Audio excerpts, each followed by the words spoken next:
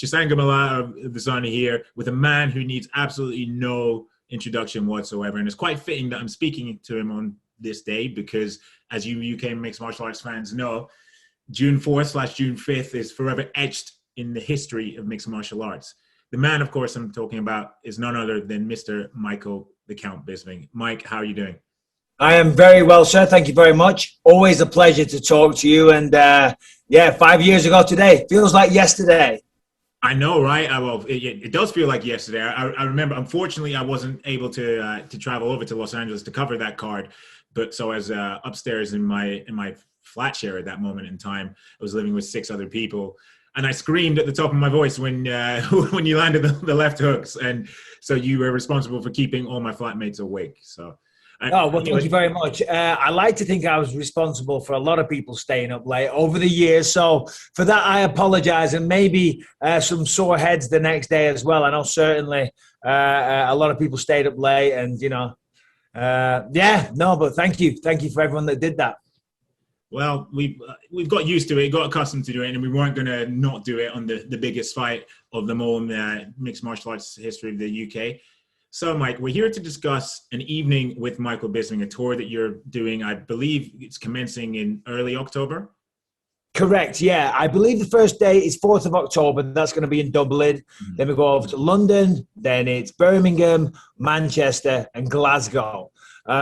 This kind of came about in 2018. I've got a lot of friends in Toronto, and I was spending a lot of time up there because there's a business that I've invested in. So I was up there helping out with that a lot. And a friend of a friend was an agent, and he kind of came to me with this idea, kind of doing a one-man show. And as I say, I was up there a lot. I thought, yeah, why not? Sounds like a laugh. I do a podcast, believe you me, and my co-host, Luis J. Gomez, is a very funny stand-up comedian. So the format was he went out, did a stand-up set, warmed up the crowd. Then I go out, he introduces me. I tell some stories from my career, from working dead-end jobs to getting involved in MMA, sleeping in my car, losing an eye, becoming champion of the world, and why I retired and all sorts. And it was fun. It was a lot of fun. Everyone laughed their heads off. I was laughing my head off. Everyone had a fantastic time. So at the end of it, I was like, I got to bring this to England because it was such a laugh. But of course, a pandemic happened, and I'm not very good at organizing things. That's why I became a fighter. Fortunately, I met some partners that got great organization skills, and they got great partners in the UK. And here we are. They came to me with an offer. As I say, we've got these cities, and the ticket sales have been absolutely phenomenal. They really have, because I was blown away, because I'm not a stand-up comedian. I'm not a showman per se. Yes, of course, fighting, but, this is a new realm for me. So I was very nervous. But as I say, tickets have been incredible. There is some left, though. It's not sold out. So myticket.co.uk is the website. But, yeah, thanks to everyone that bought a ticket. And did you ever expect to be doing a homecoming tour of sorts like this? Because legends of combat sports in the UK have done them. They do tours around the UK. Did you ever think that one day that would be you and you'd be regaling your tales of your stories to legions of fans in person? No, I didn't know. If you watch the movie, what is it, Raging Bull? And at the end, he's there doing it in a little pub, and I was like, it looks kind of sad, but no, I'm really excited for it. No, I never thought I'd be doing that, never in my wildest dreams, and I never thought people would buy so many tickets to come watch it either. It really, really has blown my mind. But the reality is, I do have a very interesting, wide and varied story to tell. A lot of funny anecdotes, a lot of shocking stuff, a lot of inspiring stuff, I guess. That's why. The book did pretty well, so thanks to everyone that bought a copy. And there's people, there's interest. There's a motion picture, hopefully, in the works. I'm dealing with writers and stuff like that. So the story's good, you know what I mean? So people are interested in it. So, and the way we've wrapped it all up, obviously, I don't take myself too seriously. So, it's from a kind of a comedic angle. Not that I'm a comedian, but, I'm always saying dumb shit. So, I'm really excited for it. I'd be lying if I said I wasn't a little nervous as well. But it'll be part of the fun, I guess. And we touched on it at the start of the interview. Our catch-up comes in a big anniversary for you and a big anniversary for UK MMA. But it's also come, 5 years after the day you coined the unforgettable saying, believe Achieve, conceive, believe, achieve. That's it. Yeah, that's the one. Yeah. I mean, I know Luke Rockhold's kind of like, he talks very philosophical. Is that something that just rolled off the tongue in that press conference, or did you have that one-liner planned? Listen, I got to be careful because I train with Luke and he's not a bad guy. But he's not a philosophical guy. Do you know what I mean? And he was trying to come across as all philosophical, like a Buddhist monk or whatever, and lecture people about the power of the mind and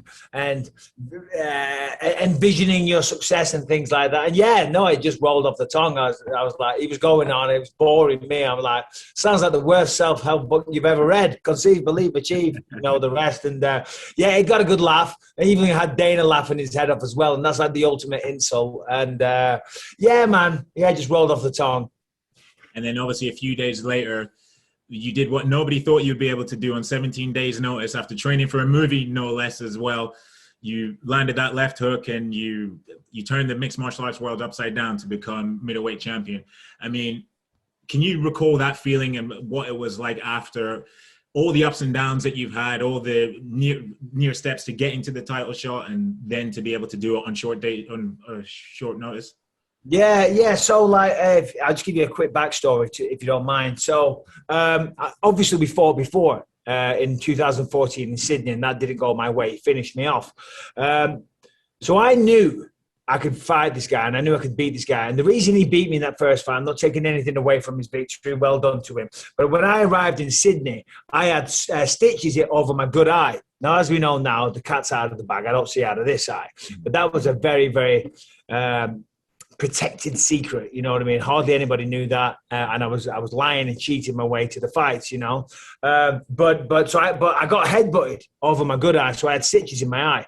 And anyway, I'm walking into the arena in Sydney on the day, and as I'm walking in, someone from the UFC will say, Michael, the doctor needs to see you.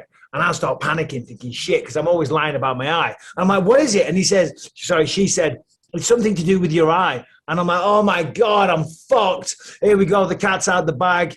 And then I go into a room and I'm like, what's up, dog? He says, oh, yeah, no, I just need to take those stitches out of your eye. You can't fight with stitches in your eye. I'm like, what?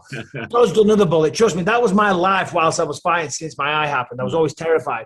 And anyway, so he took the stitches out. In the fight, Rocco, we clashed heads, or he headbutted me, I like to say, and it opened it up. There was blood pouring into my eye. Now, the relevance of this story is, I don't see out of this eye, and blood was pouring into that eye, and I couldn't see. So I kept wiping my eye, and then I could see again, but more blood would come in. I'd blink, and it'd be like you throw a tub of paint on a car windscreen and put the wipers on. It's just going to be smeared. So that's what I could see. I could see like a red smear, and I kept doing that. And anyway, in the meantime, he kicked me in the head, and fair play to him. He got the job done. So after that, I couldn't say anything, because I still wanted to fight. Otherwise, I'd be rumbled. You know what I mean? So that was a really bitter pill to swallow. But that's why I was like, I know I can fucking beat this guy. Do you know what I mean? He beat me when I was blind. Not in one eye, in fucking both eyes. So I was like, I was very, very confident going into that fight. Of course, taking it on short notice, there was no pressure, so that definitely helped. But I went in there with the strength of the UK behind me. I knew everyone was staying up. And, I felt great. And I tell you what, I learned in my career that the longer it went to stay calm in those moments, you know what I mean? Because I used to go into fights trying to be all hyped up and angry and mad. And that's never the best frame of mind to be in. And you could see when we squared up that I was so calm, because I was cracking jokes with Jason Perillo over the top of the octagon. And we went to the middle. Rocco didn't want to touch gloves. And I'm like, what's that? No touch. I'll touch you in a second, motherfucker. Right? And just the fact that I was cracking jokes at that moment shows how calm I was. And, of course, it related to the best performance of my career. Mm-hmm. And, obviously, going into that fight, you were already an idol for mixed martial arts fans, up-and-coming mixed martial arts artists themselves. But that put you on another level. I know you never set out with the goal of being a role model in your career, but how does that feel that you are the standard that people are trying to match? Yeah, it's weird. It is weird. And as you said, I never set out to be a role model, but I kind of, as I'm older now, I'm 42, I do kind of recognize that, what I did does, and I want to choose my words carefully, but maybe inspire younger martial artists and things like that. And as I say, I'm not disappearing at my own backside, but I'd be a fool if I never recognized that. And that's now as I'm older and I have matured a bit, finally, that I do kind of take that seriously, and I want to be a good role model and a good figure for people, for young kids to look up to. So I do try and carry myself a little bit better these days. When I was younger, I was a bit of an idiot, but there you go. Lo and behold, we all grow up eventually. But yeah, no, it's a great honor. It's a great honor, to be the first and only British champion in the world that we've had. I am extremely proud of that. But I firmly believe I'm not going to be the last. Darren Till's there, Leon Edwards there. There's other people in the wings as well. So whilst it's great and it sounds awesome to be the first and the only, that won't stay that way for long. And what advice would you give to young mixed martial artists, especially in the UK? Because there's long been this mantra, and you yourself would have known, that you have to leave the UK to become a champion. You have to go and travel abroad. But that doesn't necessarily ring true, because Leon Edwards has had great success and he's based in the UK. So what advice? 100%. No. You don't have to move away to a different country to be successful. You don't have to come to America or go to Brazil or whatever. For me at that time, it was reported in the newspapers. I split with my team, and then there was an ugly lawsuit going on, which, by the way, it was just all completely thrown out and reversed. Wolfsler, he had no right to sue me. His case was dismissed. He owes me a lot of money. So if you want to report on that, you fucking can. Because they contacted lawyers, newspapers, and tried to paint it as all dirty. But I paid them every step of the way. And anyway, ultimately, his case was thrown out just recently, just like 6 weeks ago. So that's done. That's dead. That weight's off your shoulders now. That weight's off my shoulders. But anyway, the reason I brought that up is because I'd split with my team at the time. There was money going missing and things like that. I won't go into details. So I needed a team, and I had fights coming up. And I'd been out to California many times, and I had a lot of training friends out there, Rampage and a bunch of other people. So it just kind of made sense. I'd had a messy split up with my team and things like that. And I had a team of people. Obviously, the sport's massive out here. At my disposal right then and there. I had the work visa. I was like, well, screw it. Let's give it a shot. And we went out there and we said, planes go both ways. If we don't like it, we'll fly back. And that was 10 years ago. And whilst it was great and we have a good life out here, I can't lie, I do miss England. And in many ways, I regret it in some ways. I do, because now I'm kind of trapped out here. My kids have grown up here now. My son's at college in San Francisco. My daughter's about to start college. This is all they know. And certainly my youngest, and they're never going to want to come back to England now because their lives are in America. So that means we're stuck in America, which, as I say, it does my fucking head in. Don't get me wrong. We have a good life, but I do miss Britain. So as I say, no, it's not essential. I mean, I was having a very good career in the UFC prior to moving out here anyway. So yeah, that is not true. You don't have to move away to become a champion. And you touched on it there. There's a current crop of UK fighters who are phenomenal. You touched on it there. Darren Till, Leon Edwards. We've got Molly McCann. We've got Nathaniel Wood. We've got Arnold Allen. He's doing fantastic. Yeah, Arnold Allen, and also we've got the Welsh guy's name's escaping me right now. There's another Welsh kid on this weekend, Mason Jones. Yeah, there's two of them. Yeah, so Mason Jones looks phenomenal. I wasn't familiar with him, I'm ashamed to say, but I was doing my research on him this week because I'm in Vegas right now to commentate the event. He's fighting this weekend, and man, he is good. He is really good. Yeah, and he went to war in his first fight. The name of his opponent's escaping me. He was on Fight Island, if memory serves me correctly. But what do you make of the current crop of fighters that we have, and how far do you think they can go? Yeah, listen, I mean, as I said, most of the names there, they have the potential to become champ. I firmly believe Darren Till will be champion at some point. He's been right there for a while, and he's only 27 years old, so he's only going to get better and grow and get experience. The physicality there, the physicality's there, some things maybe up here, maybe a little bit better boxing footwork, because he's a Muay Thai specialist. But still, he's right there. He was so close to beating Robert Whittaker. Had he beat him, he would have fought for a belt. So anyway, what I'm saying is he's 27. He's still going to get there. It took me to 38 or something. So plenty of time there. Leon Edwards, he's going to smoke Nate Diaz. That's a fact. Simple as that. Put your money on Leon all day long. Bet your house on him. He's going to beat Nate. Then he'll probably get a title shot. Problem for him is Kamaru is incredible. So, it's going to be tough. It's a tough road with Kamaru at the top. And I say that with maximum respect for Leon Edwards. And there's other guys as well coming through. I mean, the state of British mixed martial arts right now is stronger than it's ever been. There's always a strong contingency coming out of Liverpool. And up and down the country, we've got fantastic fighters. I feel we've never been stronger as a nation in terms of the fighting talent that we're producing. And as I say, I'm looking forward to the day someone can take that and only British champion away from my my Instagram bio, which I don't have that there, by the way. I'm not that much of a prick.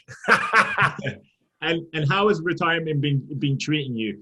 I've noticed, unlike many other fighters, you've been involving yourself with other projects. Obviously, you've got your podcast, and as we talked about before the recording of the show, your partnership with the UFC gyms.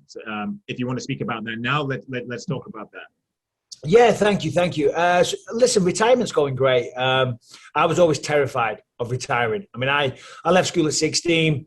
You know, like a lot of people, you know, in the northwest of England, there's no opportunity really where I grew up, and you know, it's not an uncommon story. But it was dead end job after dead end job, and then I found my way into this, and so I was always terrified about when I retire, the good times stop. Do you know what I mean? And then eventually, you know, you're gonna run out of money and go back to work in dead end jobs or whatever. That was always my biggest fear. You know, I got into this to try and earn enough money to quit work and go to college and get a trade. That was my big goal. But since I retired, things have worked out fantastically. I couldn't have dreamed of it going any better. Obviously, I commentate for the UFC, got a podcast, got an acting career, which is something I never thought I'd hear myself say. So I sound like a wanker when I say that, but that is the reality. I got a lot of exciting projects coming up this year. And of course, UFC Gym UK. I have a UFC gym in Costa Mesa, and that does very well. And the UFC gym president said, Mike, you should think about the UK. If you don't do it, somebody else will. So myself, Joe Long, I don't know if you know Joe from No, I know Joe, very nice guy. Myself and Joe, and we found some partners with franchise experience and you know, some capital. And we're opening 105 gyms over the UK over the next 10 years. So keep an eye out for a UFC gym coming near you sometime soon. And of course, we're looking for franchise partners as well. So if anybody wants to get into the UFC gym business, hit us up, ufcgym.co.uk. All right, and you touched on it there, and you seem very content and very satisfied with your decision to retire when you did. But does the desire to compete at all still burning you whatsoever? And I ask because I don't know if this was true. I only saw a headline, but I saw somewhere that you were reported to have said you turned down some money to fight Jake Paul. I mean, can you clarify that? And can you clarify if you are still, if the fire still does burn in you? Yeah, well, to be honest, not really. You know, I mean, I've been there, done it, got the T-shirt. You know, I've had a lot of fights. At the time of my retirement, I set a lot of records. I won the belt. You know, I mean, there's nothing more to do, really. I'm in the bloody Hall of Fame, which is unreal. I'm a competitor, though, and I still like to do it. But unfortunately, my body has failed me in many ways. You know, I had total knee replacements. I had surgery on my neck in January. They put a titanium plate in my neck. They want to go in and put in another 2 titanium plates, but fingers crossed it doesn't come to that. Obviously, I'm blind in one eye. You know, I've got this massive lump on my wrist. That hurts, you know. Yeah, so my body's a mess, but I still like to compete. You know, so I go in and do some jiu-jitsu here and there, and then, you know, hopefully I might compete in some jiu-jitsu or something like that, some grappling, but yeah, my fighting days are over. Now with Jake Paul, I did get an offer for $500,000 to fight him. We counted back at $1 million just to see what they'd say, but I was never really entertaining it. You know what I mean? I was like, all right, let's have some fun. Let's see what they say. And you never know if they came back with $1 million or even higher. Maybe I would have gone and spanked a YouTuber because if there's $1 million on the table right there, I'd be a fool not to pick it up. Do you know what I mean? So. But I'm not interested in that. I'm very happy. I've got so much going on in my retirement. I'm so bloody busy, but I'm very happy. All right, I'm going to ask you for some predictions for some fights, but I'm going to start out of the mixed martial arts world. Jason Ellis against Luis J. Gomez. Who's going to win that fight? Well, Luis J. Gomez comes to my house. Well, he's in Vegas right now. He's coming to my house for a week. He wants me to train him. Just invited himself. He said, I'm going to be in Vegas, then I'm going to come to your house for a week. I'm like, for fuck's sake. Okay, since when am I now your coach? But anyway, so we'll see. I'm going to train him this week. We'll see how he looks. But Luis J. Gomez, there you go. Do I really mean that? No, but I got to say it. All right. Well, the news came out this week that this fight is happening. Jake Paul against Tyron Woodley. Woodley's picked up $1 million by the sounds of it. What's your thoughts on that fight? Tyron transitioning into boxing. Yeah, God bless Tyron. I'm so happy for him. He's a great guy. And as I said before, fighters, when they're done fighting, it's a tricky road. You know, a lot of people, you know, they make a lot of money, they spend a lot of money, and then the money stops coming in, and it's a difficult road. So I'm really happy that Tyron is making this money, you know, and he can punch, he can fight. And it wasn't his chin that failed him in those 4 fights. It was maybe the fire was burning out. Maybe he was burned out. He's getting older. He's almost 40.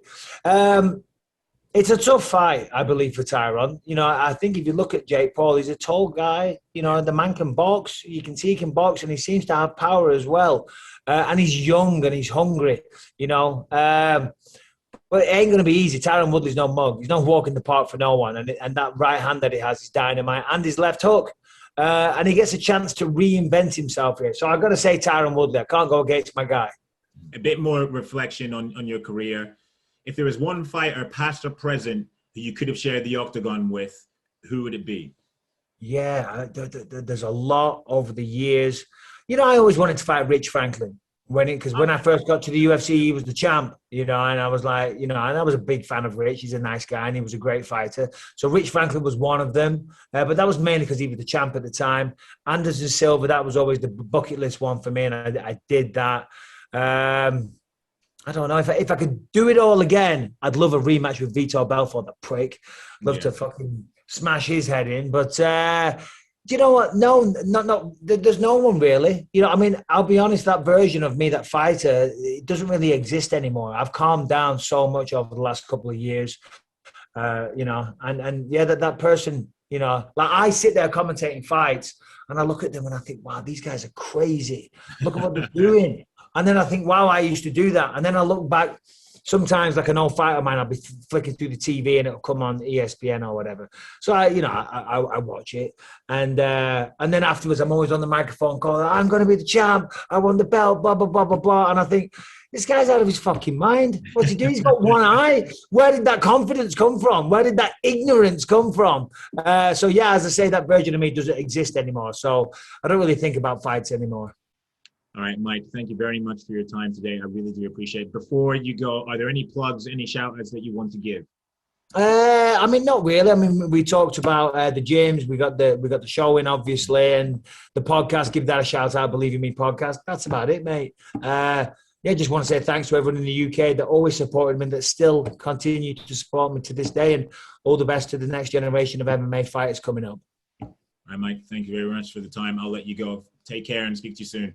Anytime, mate. Always a pleasure.